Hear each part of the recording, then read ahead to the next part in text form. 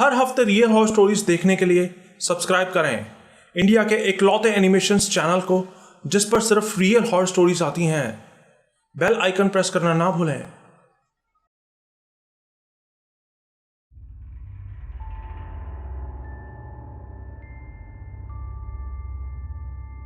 मेरा नाम प्रेम शिव है और मैं उड़ीसा के राउरकेला का रहने वाला हूं। मैं जो बात आपको बताने जा रहा हूं ये बिल्कुल सच है। हमारा गांव बहुत ही छोटा है जो कि जंगलों के बीच बसा है। गांव में आज भी कोई डेवलपमेंट नहीं हुआ है। ये आज से बहुत साल पहले की बात है। उन दिनों हम अपना नया घर बना रहे थे और घर बनाने के लिए ईंटें और लोहे के सरिये वगैरह शहर से लेकर आने थे। पापा ने शहर से सामान लाने के लिए एक ड्राइवर से भी बात कर रखी थी। तो उस दिन पापा दोपहर में सामान लेने के लिए शहर के लिए निकल गए। सारा सामान दुकान पर पहले से रेडी था, लेकिन वो ड्राइवर जो वो सामान हमारे घर लाने वाला था वो किसी दूसरी जगह सामान देने गया हुआ था। उसका वेट करते करते पापा को बहुत देर हो गई। वहाँ और कोई ड्राइवर भी नहीं था जो उस सामान को हमारे घर तक ला सके। तो पापा उस दुकान पे ही ड्राइवर के आने का वेट करने लगे। अगले दिन से ही हमारे घर का काम शुरू होने वाला था, इसीलिए पापा बिना सामान लिए वापस नहीं आना चाहते थे। पापा ने उस ड्राइवर को फोन किया तो उसने बताया कि वो रास्ते में है और थोड़ी देर में पहुंच जाएगा। ऐसे ही वेट करते करते रात हो गई। आखिर में ड्राइवर अपनी गाड़ी लेकर वहां पहुंच गया। वहां पहुंच के उसने जल्दी से सारा सामान गाड़ी में लोड किया और हमारे गांव के लिए निकल पड़ा। पापा भी बाइक से उसके साथ साथ आ रहे थे। वहां से हमारा गांव बहुत दूर था, ऊपर से रास्ता भी खराब था, इसीलिए ड्राइवर गाड़ी को धीरे धीरे ही ला रहा था। हमारे गांव आने वाले रास्ते के बीच में एक जगह पड़ती थी। वो रास्ता दोनों तरफ से जंगल से घिरा था। बताते हैं कि उस जगह पर एक लड़की का रेप करके उसको मार दिया गया था। उसके अलावा भी उस जगह पर बहुत सारी मौतें हो चुकी थीं। आसपास के इलाकों के सब लोगों को उस जगह के बारे में पता था। कोई भी उस रास्ते पर रात होने के बाद नहीं जाता था। पापा भी उस जगह के बारे में जानते थे, लेकिन पापा को पहले ही बहुत देर हो चुकी थी, इसीलिए पापा उसी रास्ते से ही आ रहे थे। लेकिन वो लोग जैसे ही उस जगह पर पहुंचे तो वो ट्रक अपने आप बंद हो गया। ड्राइवर ने उतर के चेक किया तो पता चला कि गाड़ी का कोई पार्ट टूट गया था। ड्राइवर ने कहा कि मैकेनिक को बुलाना पड़ेगा। उस वक्त रात के 12 बज रहे थे। पापा ने ड्राइवर से कहा कि तुम गाड़ी को लॉक करके मेरे साथ बाइक पे चलो, हम मैकेनिक को ले आएंगे, यहां रुकना ठीक नहीं है। लेकिन ड्राइवर उस इलाके का नहीं था, उसको उस जगह के बारे में नहीं पता था। वो बोला, नहीं, मैं अपने ट्रक को छोड़ के नहीं जाऊंगा।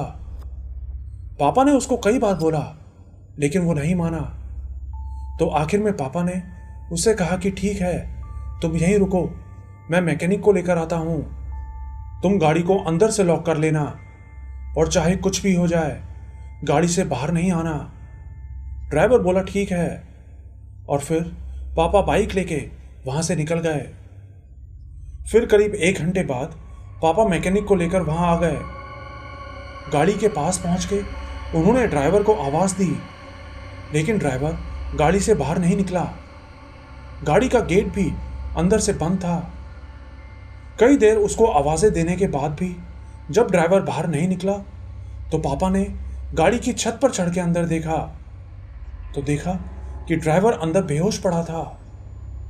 पापा ने उसको कई बार जोर जोर से आवाजें लगाई तो कुछ देर बाद उसको होश आ गया। होश आते ही वो छुप छुप के खिड़की से बाहर देखने लगा। पापा ने उसको आवाज लगाकर बोला, मैं मैकेनिक को लेकर आ गया हूं। तो उसने डरते डरते गेट खोला और बोला कि यहां से जल्दी चलो। पापा उसकी हालत देखकर समझ गए थे कि इसके साथ जरूर कुछ हुआ है, इसीलिए पापा ने उससे कुछ नहीं पूछा। कुछ देर बाद मैकेनिक ने भी गाड़ी रिपेयर कर दी। गाड़ी रिपेयर होते ही वो तीनों जल्दी से गांव की तरफ निकल गए। जिस वक्त वो गाड़ी रिपेयर हो रही थी तब भी साथ के जंगल में से अजीब अजीब आवाजें आ रही थी, किसी के रोने की आवाजें। ड्राइवर की हालत देखकर वो मैकेनिक भी गांव चलने को तैयार हो गया। फिर अगली सुबह उस ड्राइवर ने पापा को बताया कि जब आप मैकेनिक को लेने के लिए वहां से चले गए थे तो मैं गाड़ी के अंदर ही बैठा था, लेकिन कुछ देर बाद मुझे टॉयलेट लगी तो मैं गाड़ी से बाहर निकल गया। मैंने रास्ते के साइड में टॉयलेट की और फिर कुछ देर वहीं खड़ा होके सिगरेट पीने लगा। उसने बताया कि वो वहां खड़ा सिगरेट पी ही रहा था कि अचानक उसे पास के एक पेड़ से किसी के हंसने की आवाज सुनाई दी। इतने घने जंगल में कौन इतनी रात हो सकता था? ये देखने के लिए वो उस तरफ थोड़ा आगे बढ़ने लगा, लेकिन वहां जाके उसने देखा कि वहां तो कोई नहीं था, बस आसपास के पेड़ों पर से कुछ गिरने की आवाजें आ रही थी। तभी अचानक उसे पता नहीं क्या हुआ, वो सीधा जंगल के अंदर जाने लगा और तभी उसको सामने झाड़ियों में दो चमकती हुई लाल आंखें दिखाई दी। उसे लगा शायद जंगल का कोई जंगली जानवर होगा, तो वो तेजी से अपनी गाड़ी की तरफ भागने लगा, लेकिन तभी उसे किसी औरत के हंसने की आवाज सुनाई दी। आवाज सुन के वो पलटा तो देखा कि एक औरत जो कि बहुत ही लंबी थी वो भागते हुए उसके पास आई और उसके पैर पकड़ के उसको घसीटते हुए दूर जंगल के अंदर ले गई और फिर अचानक से गायब हो गई। वो बहुत ज्यादा डर गया और उठ के वहां से भागने लगा, लेकिन जंगल के अंदर वो रास्ता भी भूल चुका था और तभी पूरे जंगल में किसी बच्चे के रोने की आवाज गूंजने लगी। वो किसी तरह रास्ते का अंदाजा लगाते हुए बाहर की तरफ भागता रहा। उसकी किस्मत अच्छी थी कि उसको बाहर अपना ट्रक खड़ा हुआ दिखाई दिया। वो भाग के अपने ट्रक के अंदर चला गया और अंदर से गेट बंद कर लिया, लेकिन फिर तभी वो औरत भी वहां आ गई और उसको गाड़ी से बाहर निकलने को बोली, लेकिन वो गाड़ी से नहीं उतरा। तो वो औरत बोली, तू नीचे उतरेगा या मैं ऊपर आऊं? तब तक वो बहुत ज्यादा डर चुका था। गाड़ी में उसने भगवान की एक फोटो लगाई हुई थी। वो उस फोटो को सीने से लगा के रोने लगा। ड्राइवर ने बताया कि शायद वो औरत उसकी गाड़ी के अंदर नहीं आ सकती थी, क्योंकि अगर आ सकती तो कब की आ चुकी होती। वो औरत फिर से बोली, बाहर आ जाओ, मैं तुम्हें कुछ नहीं करूंगी, लेकिन वो बाहर नहीं गया। तो वो औरत रोने लगी, बोली, मेरा बच्चा भूखा है, उसको तुम्हारे खून की जरूरत है, बाहर आ जाओ।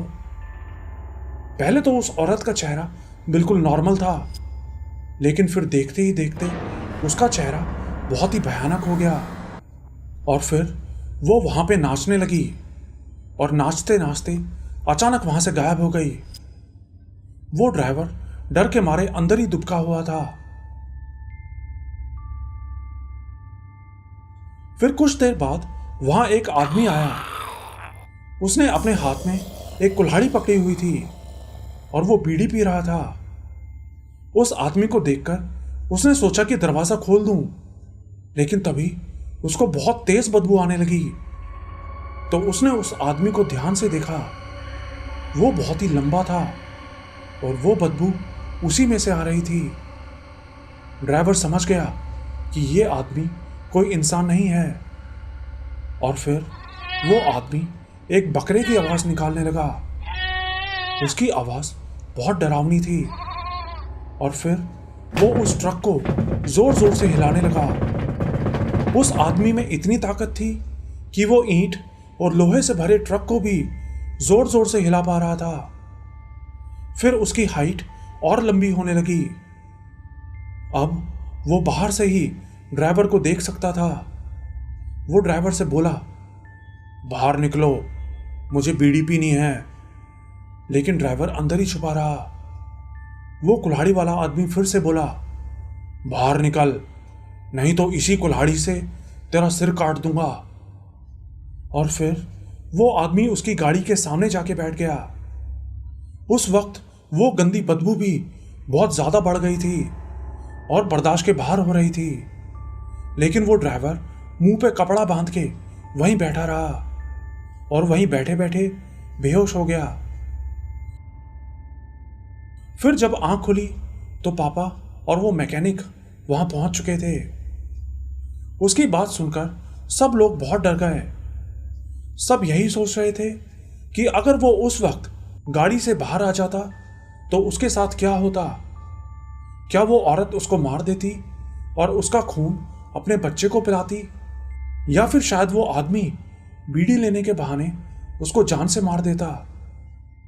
कुछ भी हो, लेकिन उसकी किस्मत बहुत अच्छी थी जो वो उस जंगल के अंदर जाकर भी जिंदा बच गया, क्योंकि उस जंगल में से और भी बहुत से लोग गायब हो चुके हैं जिनका आज तक कुछ पता नहीं चल सका।